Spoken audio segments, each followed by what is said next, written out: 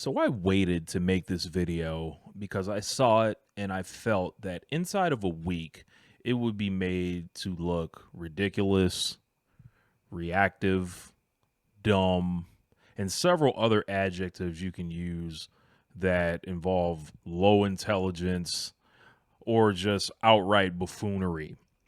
You guys have all seen it by this point. I didn't think that I was going to do it in real time, but I'm sitting here tonight, and after another game where Caitlin Clark nearly registers a triple-double, I just felt like I ought to talk to the audience because I'm sure you guys want to know what I thought of this idiot, whoever he is, on the Craig Carlton show, I believe. I think his name is Tyrone something. I don't know, Tyrone Johnson, I might add. So we're going to react to everything he says. We're going to break it down. And then I'm going to tell you, well, Caitlin already told you this week why all of this was incorrect, why all of this was hyperbolic, and why all of this didn't make sense. Not to anyone with a normal brain, at least. So let's take a look at what Mr. Johnson had to say. The Caitlin Clark thing is over because it's over. What? She's not the best player in the WNBA. She's not the best guard in the WNBA. Are we sure about that? So, the best guard in the WNBA. So let's think about the guards. You got Caitlin Clark. You got Sabrina, who hasn't stepped foot. You had Jackie Young, who scored 0 points today. You got Paige Beckers. You've got Kelsey Plum. You got maybe like Kennedy Carter or something. I may be forgetting a person or two. But so far this season, Caitlin Clark is averaging 24.5 points, 5 boards, and 9 assists on 43% shooting. I would like to point out the year that Diana Taurasi won the MVP, the person that they call this league's GOAT, got an award for it and all this stuff. Just been conventional wisdom, UConn. This is who they love, right? I love Diana Taurasi. She averaged 20.4 points, 5.7 rebounds, and 3 assists on 46% shooting. The best guard in the league plays in Indiana. She wears number 22. Yeah, she's not even the best guard from her college class. Smoking crack. Because that's Paige Beckers, who plays for Dallas, who beat them in the season opener. They did lose to Dallas in the season opener. However, we'll keep going. This could be a situation where we look back on Caitlin Clark, and we're not going to look back on her like she's Michael Jordan. She's Jeremy Lin. Jeremy Lin. This dumbass said Jeremy Lin. Now, I would like to remind everybody that Jeremy Lin was never an all-star. Jeremy Lin, and he's about to catch a ton of strays. No disrespect to Jeremy Lin. Jeremy Lin was never an all-NBA player. Jeremy Lin never won Rookie of the Year. Jeremy Lin was never first team all-league. Jeremy Lin never went number 1 in the draft. Jeremy Lin was never the savior for an entire professional sports league. Jeremy Lin was a fun story that lasted a month until the Miami Heat decided it was over. For him to say this is not only irresponsible, and he's saying this on a large platform. Again, he is not somebody with a YouTube channel shouting into the ether. He is not somebody making a TikTok video yelling into his phone from his car or something. This is somebody on national and international syndicated radio putting this out there.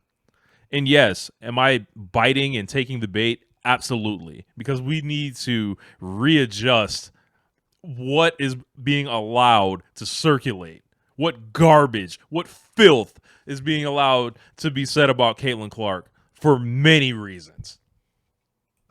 This is just Linsanity.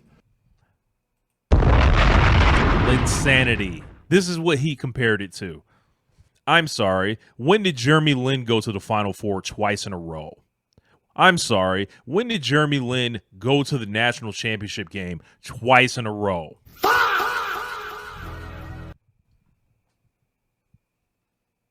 She's going to fumble this, and it's because of two things. Who would have thought? She decided to roll up with Morgan Wallen.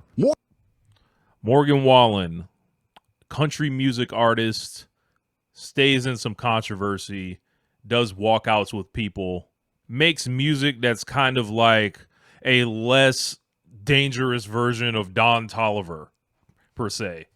Morgan Wallen says the N-word liberally, says it more than I do, and I'm black. And that was funny. Her bitching and moaning to the refs nonstop. But when we look back on this, we'll go, this girl had the world by the balls. She had everybody loving her. People who hate women's sports were tuning in just for her. And when we look at Jeremy Lin and look at her, we're going to find out that at the end of the day, it was the exact same thing. For more entertaining... Now, after you've watched, let me get that out of here. They ain't get no more promotion for me. Now, after you've watched this first week of the season, you've seen Caitlin Clark go all time in that fourth quarter against the Mystics. You saw a near triple-double against the Storm. You saw a back-and-forth game against the Wings where she put up very good stats. And you saw her in LA attack the rim and be the best rim finisher in the league thus far. Does that look anything like Jeremy Lin or something that's going to disappear? Oh, also, smoking and continuing to set the bar in viewership and, you know, just dwarfing the rest of the league by a mile. Like, all this is going on. I waited because Caitlin Clark would easily disprove a fool like the one on the Craig Carton show. I can't believe that some of these people are allowed to have microphones. They should have to sell all their equipment. Actually, not even sell it. They should burn their equipment. That's right. Burn it. Grab their XLR cables. Grab all the attachments. Get the gasoline, the match, all that. And set it ablaze. And this is the major problem with, you know, the culture of having to have a hot take for something, because, like, I think he literally probably sat around and he was like, you know what can I say today to make my producers get a clip? This is clip culture. Like, I didn't bother to listen to whatever his entire segment was. All that was given to the world was this 60-second clip. And perhaps I'm being irresponsible reacting to it. But this is the world that we're in now. This is what happens when people are trying to please radio formatters, radio programmers, and somehow get on the map for saying the most absurd thing that you could think of. I wouldn't get mad at this if I was you. I would point and laugh and treat it like the Gino Auriemma clip from 2 seasons ago where he said Caitlin Clark was not physically prepared for the league. She's on the wrong team. All of that stuff. Like, as she proceeded to go first team all WNBA, as she's about to do that again this year and possibly win the MVP. We'll bring this back up again at the end of the season. I promise.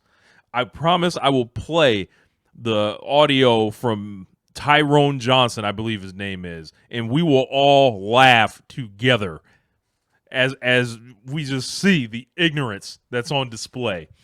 Yeah, kind of hilarious. You know, who knew it wasn't going to be injuries? Who knew it wasn't going to be, underachieving? It was going to be going to a Morgan Wallen concert that was going to do it for Caitlin Clark. Are you serious? Unreal. I'm out, bro.